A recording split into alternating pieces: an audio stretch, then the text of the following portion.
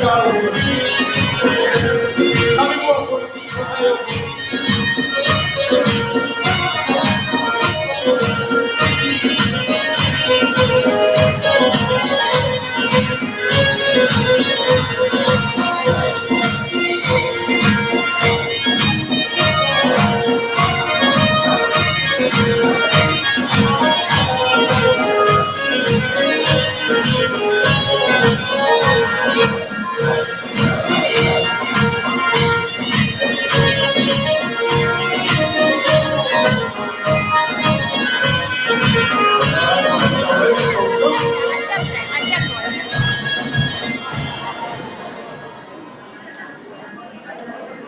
Hürmetli meclis ehli, gözümüz aydın olsun. Bugün Danaçı kentinde güzel bir toyun şahidiyim.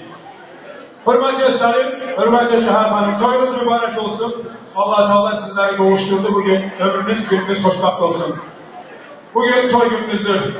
Ve bu güzel günde ilk adımımızda sizin karşınızda 3 mertebeli bir top çıkır.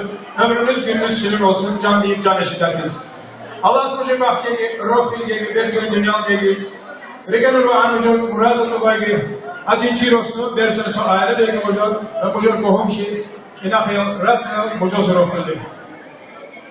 Arzu Şanlı Sarayın Hizmet Hayatı, Top Teslim Merasiminde sizlere yardım gösterir.